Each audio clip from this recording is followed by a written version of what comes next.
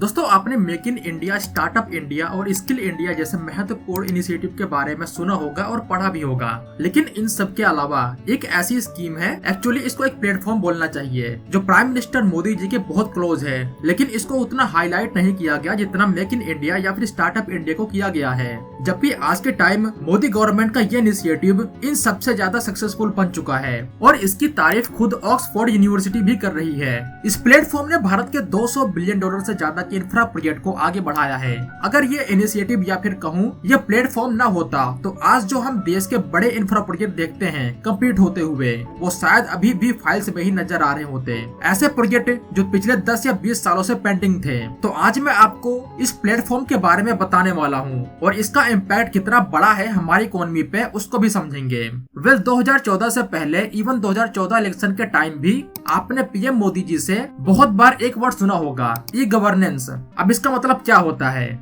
इसका मतलब जो भी गवर्नमेंट के काम होते हैं, जो भी गवर्नमेंट की सर्विसेज होती हैं, उन सभी को डिजिटल प्लेटफॉर्म पे लाना, डेटा के फॉर्म में, जो इंटरनेट के थ्रू कनेक्टेड हो। और इसी को नाम दिया गया प्रगति।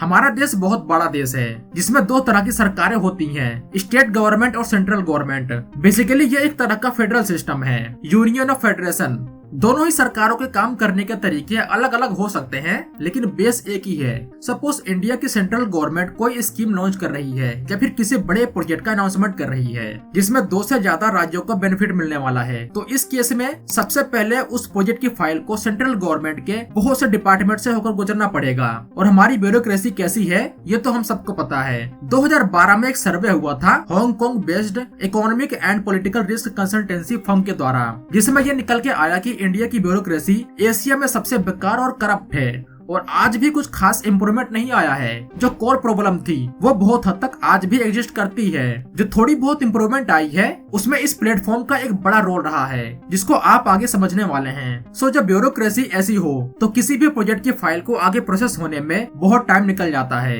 इसीलिए आप अक्सर सुनते होंगे कि ये प्रोजेक्ट इतने टाइम के लिए डिले हो चुका है, इस पर्टिकुलर प्रोजेक्ट पे कोई अपडेट नहीं है। कभी इन्वायरमेंट मिनिस्ट्री के पास फाइल पड़ी रहती है, तो कभी अर्बन डेवलपमेंट मिनिस्ट्री के पास, तो कभी फाइनेंशियल मिनिस्ट्री के पास। अगर फाइल यहाँ से निकलती भी है तो इस फाइल को उन राज्यों में जाना होता है क्लियर होने के लिए जो राज्य इस प्रोजेक्ट का हिस्सा होती हैं, और फिर सेम प्रोसेस के साथ वहाँ भी काम होता है। ये प्रॉब्लम इंडिया में बहुत ज्यादा गहरी थी 2015 से पहले, इवन आज भी बहुत हद तक है।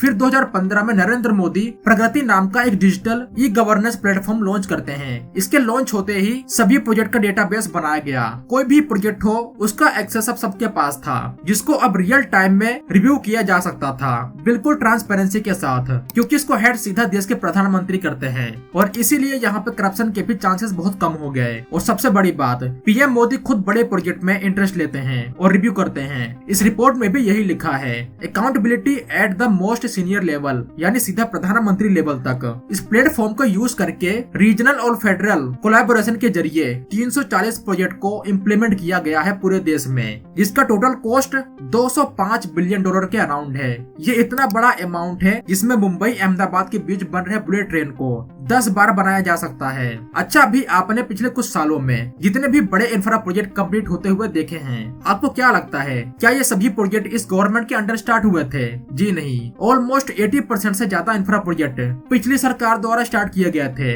इवन कुछ प्रोजेक्ट ऐसे भी थे जो पिछली से भी पिछली, उससे भी पिछली सरकार द्वारा स्टार्ट किए गए थे, जैसे उधमपुर श्रीनगर बारामूला रेलवे लाइन, जो 20 सालों से भी पुराना प्रोजेक्ट है, जिसको अटल बिहारी वाजपेयी ने एक नेशनल प्रोजेक्ट घोषित किया था। ये आज तक बने किसी भी इंडियन मेगा इंफ्रा प्रोजेक्ट से कई गुना ज्यादा चैलेंजिंग प्रोजेक्ट है। अगर आप इसको इंडिया का सबसे चैलेंजिंग प्रोजेक्ट बोले तो फिर भी ये गलत नहीं होगा। ये इतना चैलेंजिंग था कि इस प्रोजेक्ट को कुछ टाइम के लिए बंद भी कर दिया गया था। इसका रीजन था चेनाब ब्रिज, जो इस पूरे रूट का सबसे ज्यादा मुश्किल सेक्शन था।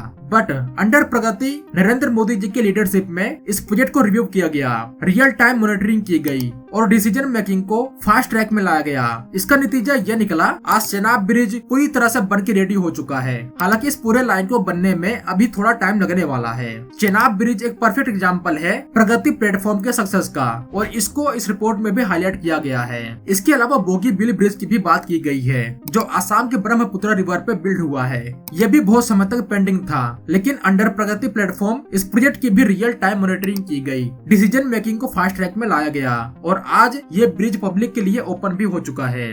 जल जीवन मिशन। अगर आप किसी अर्बन एरिया में रहते होंगे तो आपके लिए शायद ये बड़ी बात ना हो, लेकिन जो रूरल एरिया में रहते हैं उनके लिए ये एक बहुत ही बड़ी बात है। अभी तक रूरल एरियाज में ग्राउंड वाटर ही एकमात्र सोर्स हुआ करता था ड्रिंकिंग पर्पस के लिए, इवन बहुत हद तक फार्मिंग के लिए भी, जो आज भी होता है। लेकिन हमारा ग्राउंड वाटर का लेवल बहुत तेजी से नीचे जा रहा है। अगर ऐसा ही रहा तो ग्राउंड वाटर ऑलमोस्ट खत्म हो जाएगा।